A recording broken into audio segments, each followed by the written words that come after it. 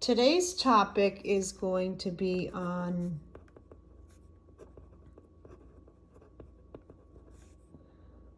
distributive property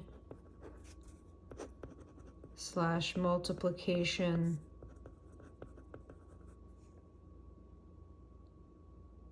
with complex numbers.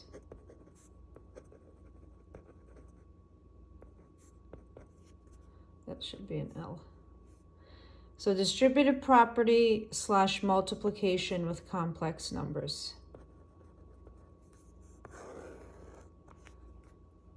And I've got about 6 problems to go over. So with complex numbers, there are only 2 rules. Rule number 1, the square root of a -1 is I. That's rule number 1. We did that last week. The second rule is when you have I squared, that's equal to a -1. So we'll call this rule number 2, rule number 1. So this one we did last week, the square root of a -1 is I. And then this is what we're going to be working on starting today. So I squared is equal to -1.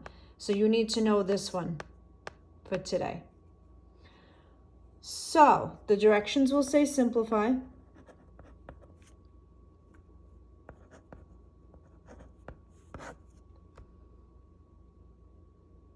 Number 1, I have 8i times 3i. So 8i times 3i.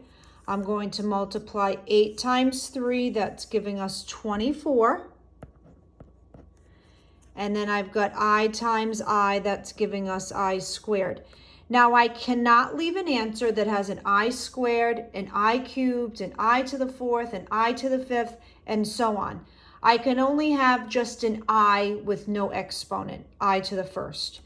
So what I'm going to be doing is, since I know I squared is equal to -1, I'm going to be taking that -1 and substituting it in for I squared. So my answer is really -24. So I am taking the I squared, I am substituting it in for, taking the -1, substituting it in for I squared. 24 times -1 is a -24. So this is the rule you need to know. Whenever I see an I squared, I'm substituting in -1. Okay, let's take a look at number 2. Here's where the distributive property comes into play. This one is pretty straightforward. I've got 3 times 4i minus 6. So I'm going to take this 3 and multiply through. So 3 times 4i is 12i. 3 times -6 is -18. I stop here and say, do I have any I squared? Do you see an I with an exponent of 2, 3, or something else? No, it's an exponent of 1. So I am not substituting in the -1. This is going to stay as is. I'm not doing anything there. Number 3. I've got -6 times 4 minus 3i. So -6 times 4 minus 3i. I'm going to take this -6 and multiply through. So -6 times 4 is -24. -6 times a -3i. Negative times a negative is a positive. 6 times 3 is 18. And I've got I. Now I'm going to stop and say, and ask myself, do I have an I raised to an exponent? Well, it's an exponent of 1, but I need at least an exponent of 2. No, I don't. So I am not substituting in -1. The only time you're substituting in that -1 is when you have an I squared. Okay, so these last 3 problems will all have an I squared in them, because we are going to be distributing an I along with that number. So for number 4, I've got 2i and then 5 minus 3i.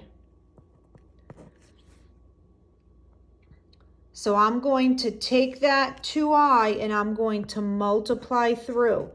So this is becoming 10i. 2i times 5 is 10i. 2 times negative 3 is negative 6. I times I is I squared. I cannot leave my answer like this because of this I squared. The 10i is going to stay as is. I'm going to take that negative 1 and substitute in for I squared.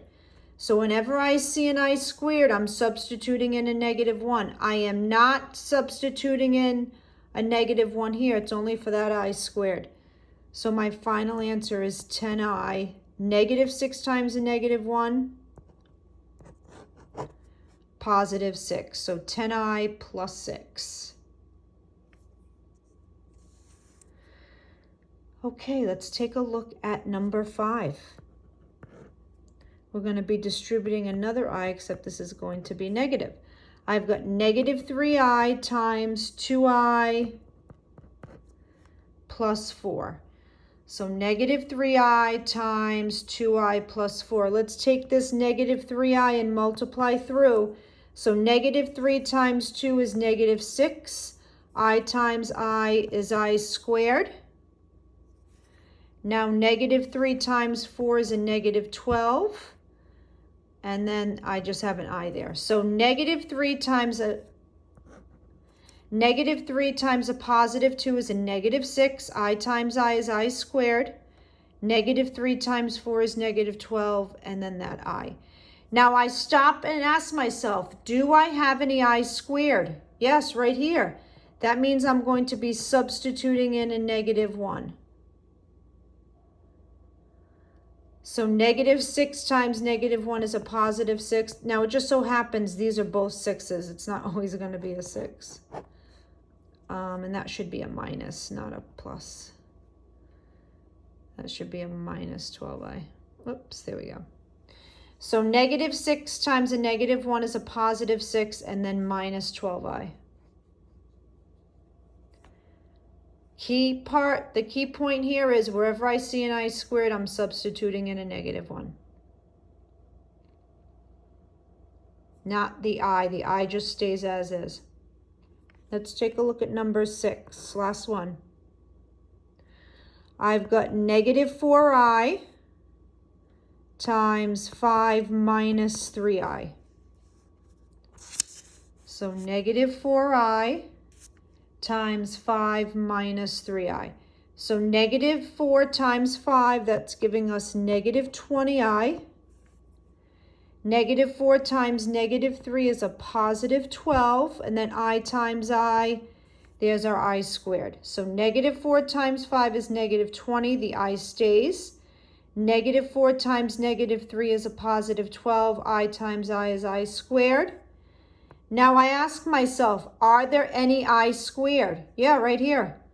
I'm going to be substituting in a negative 1 for that I squared.